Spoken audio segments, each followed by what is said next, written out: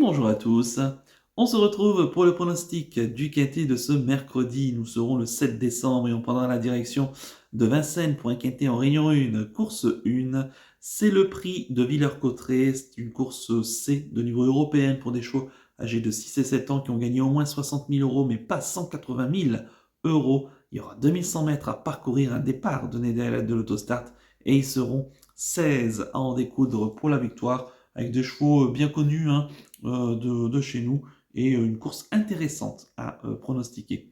Je vais tout de suite et rapidement vous donner mes 8 préférés. J'ai retenu en tête le 6, Enjoy the Game, le pensionnaire de Thomas Melquist, c'est la drive d'Éric Bondeau, pardon. L'entraînement d'Éric Bondeau, la drive de Gabi Gelormini, il sera déféré des 4 pieds. C'est un chat qui nous venait de Suède, qui a démarré sa carrière chez nous en France cette année, au printemps. En France, il a gagné 4 courses et 3 de ces 4 victoires ont été acquises sur des parcours autostart, dont une d'ailleurs sur ce tracé au mois d'août en trottant sur la barre des 11, ce qui est quand même le meilleur chrono ici de la course. Il reste sur une 8e place à Vincennes sur un tracé beaucoup plus long, 2850, mais c'était lui qui avait lancé les hostilités en haut de la montée. Il avait quand même bien soutenu son effort, mais il a quand même terminé 8e. Donc on pouvait attendre un petit peu mieux de sa part, parce qu'il était très en vue ce jour-là. Auparavant, cet automne, on pouvait lui accréditer 2 victoires consécutives du côté d'Anguien dans des lots très corrects. Il y a un bon numéro dans la voiture, bien engagé ici dans cette course. Je pense qu'il va ici lutter pour la victoire. En deuxième position, j'ai mis le 2, Giannina Bella, pensionnaire de Jean-Paul Marmion, la drive d'Antoine Wills. Elle sera déférée des 4 pieds. C'est une jument qui n'a pas grand-chose à se reprocher, qui est tout le temps à l'arrivée. Elle reste sur une deuxième place le 5 novembre du côté de La Rochelle dans le Grand Prix de la Charente-Maritime, un groupe 3 remporté par l'excellent Galested. Et a devancé son compagnon de course Greco Bello, qui va d'ailleurs prendre part à cette course. C'est vrai que Giannina Bella retrouve Vincennes où elle affiche 100% de réussite sur ce tracé, 4 courses, 4 fois l'arrivée, bon numéro dans la voiture, bon engagement ici au plafond des gains, ça semble être un bon point d'appui là encore. En troisième position, j'ai mis le 4. Il s'agit de Godepsou, le pensionnaire de Stéphane Michel, la drive de Benjamin Rochard. Il sera déféré des 4 pieds. Pas grand chose à reprocher, ce cheval qui est vraiment que tout propriétaire rêverait d'avoir. Il est extrêmement régulier, il fait vraiment toutes ses courses très à l'aise, quel que soit le type d'hippodrome de tracé ou de surface. Bref, il est tout le temps là. La dernière fois, 3e d'Inquêté en 1:11:5 sur ce tracé. Donc un très très bon chrono. Bon numéro dans la voiture, bien engagé dans cette course. Il devrait encore une nouvelle fois défendre chèrement ses chances. En 4e position, j'ai mis le 7.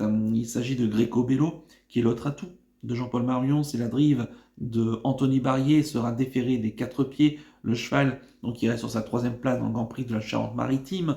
C'est un cheval qui s'est déjà placé sur ce tracé-là. Il a un chrono de 11:3 sur ce tracé, donc ce qui est plutôt très intéressant, avec cet arcade entre Enjoy the Game et Godepsou en termes de meilleur chrono.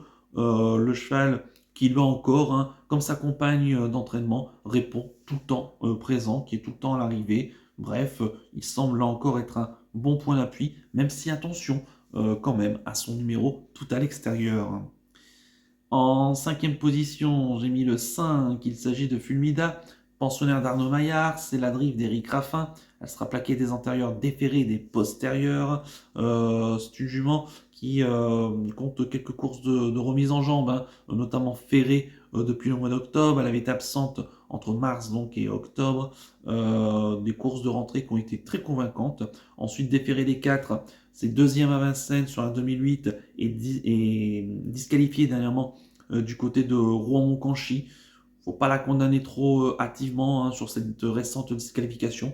Ça peut arriver. Maintenant, sur ce tracé, elle est assez plaisante puisque elle affiche 7 fois sur ce parcours et 4 fois à l'arrivée.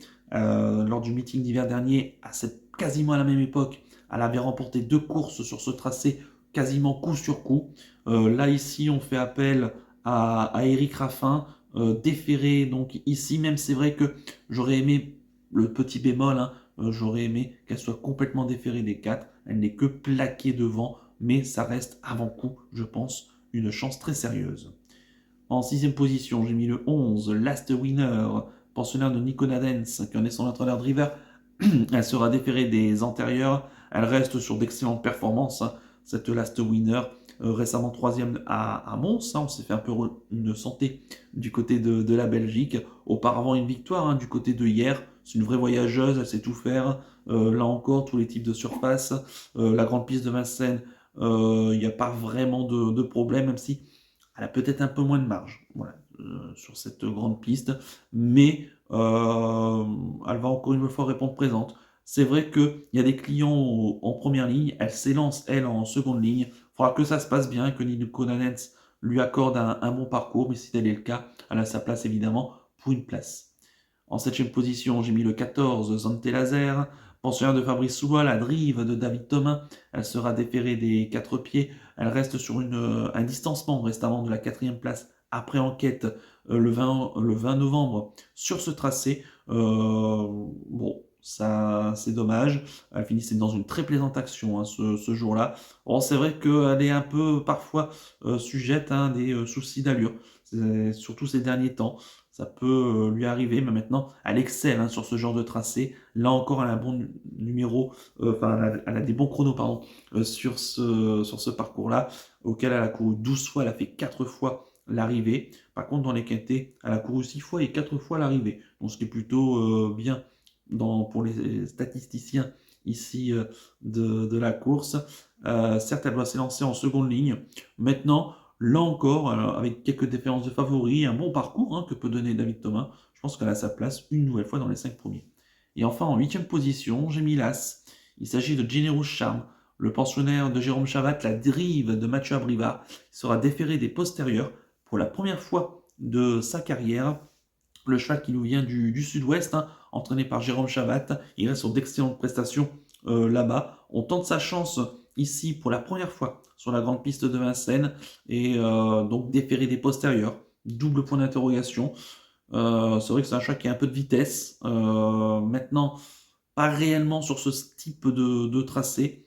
On l'a beaucoup vu à Beaumont, notamment sur des parcours de 2500 mètres. La 2100 mètres autostart, bah, il faudra voir, hein. Il a qu'un chrono record de 1,14, hein, c'était dernièrement à Beaumont. Maintenant, on a fait appel à Mathieu Abrivard, qui aurait pu driver par exemple Godepsou dans le quintet, donc ce qui est peut-être bon signe pour le cheval. Maintenant, j'ai besoin quand même qu'il montre un bon visage ici, et surtout qu'il aille assez vite, et dont on ne sait pas s'il a réellement les capacités de faire un vrai 2100. Donc, on peut le mettre évidemment dans un champ réduit parce que le cheval répond tout le temps présent. Maintenant, c'est loin d'être une base en mon sens. Quant à mon regret, ça sera le 12, MT Oscar, le pensionnaire de Thomas Melquist, la drive d'Andrien Lamy, sera déféré des 4 pieds. C'est un cheval qui, depuis son arrivée en France, ça se passe plutôt bien, hein. Là encore, il est arrivé cette année. On lui compte quelques victoires, hein. Il a gagné 3 courses, dont sa dernière victoire, ça remonte au mois de juin du côté des Andelys. Mais voilà, c'est date de sa dernière course. Et le cheval n'a pas couru presque depuis 6 mois. Il aura certainement besoin de compétition, même si on le défère directement ici des 4 pieds. Il a déjà bien figuré sur la grande piste de Vincennes, même s'il va découvrir ce tracé. Maintenant, attention à lui, hein, là encore, je pense qu'il peut profiter de défaillances de favoris pour venir arracher une place, hein. Je répète, mon pronostic en chiffres, le 6, le 2, le 4, le 7, le 5, le 11, le 14, hélas, avec le 12 en regret. Mon coup de cœur pour ce quintet, ça sera, alors j'ai retenu en coup de cœur le 6, Enjoy the Game, qui est mon favori ici, qui voilà, retrouve le tracé de ses bonnes performances. Et c'est le meilleur chrono de la course, donc on peut compter évidemment sur lui. Et quant à mon conseil de jeu, bah écoutez, j'ai tenté un champ tiercé qui peut être intéressant, base du 6, Enjoy the Game, et du 2, Janina Bella, en mettant le reste de la sélection, en y incluant le cheval regret. On peut même rajouter quelques chevaux si vous en craignez quelques-uns. et j'espère que ça va bien se passer avec des très belles chances en première ligne. Voilà donc pour le conseil de jeu. On va terminer comme d'habitude par le penalty du jour. On va revenir sur le penalty de ce lundi. C'était du côté de Vincennes où je vous proposais Harvest dans la 6e course du programme. Il se classe 3e. Il court plutôt bien. Le cheval a eu un bon parcours près des premiers. Il est très bien parti, contrairement à ses dernières sorties. Et le cheval a eu un bon parcours. Et ensuite, il a fait illusion pour la victoire, à 100 mètres de l'arrivée, mais il s'est fait rattraper par des bons finisseurs qui ont fini un peu plus vite que lui à son extérieur, mais il se comporte très très bien, affichant un bon chrono sur ce tracé-là, parce que ça a quand même dépoté du départ à l'arrivée, donc je suis quand même content de sa perf, et bravo à Camille Lévesque. En espérant que ce mardi, Alex Edge, dans la 2e épreuve du handicap quintet, nous confirme tout ceci. Et pour ce mercredi 7 décembre, écoutez, je reste à Vincennes et je reste dans le quintet avec ce 106 Enjoy the Game. Donc j'ai tout dit dans ma présentation. Il est bien engagé au plafond des gains, à moins de 2000 € du plafond des gains. Il a le meilleur chrono de 1:11 sur ce tracé-là. Il est capable d'aller très vite.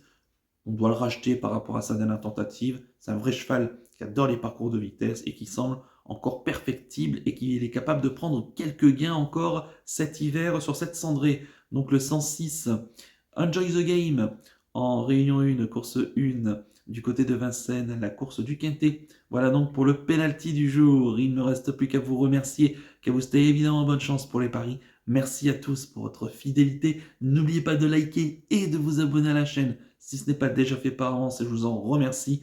Et je vous donne rendez-vous ce mercredi pour l'étude du quintet de jeudi. Et vous savez quoi? On reste toujours du côté de Vincennes. Je vous souhaite une excellente semaine et surtout, prenez bien soin de vous. Ciao à tous.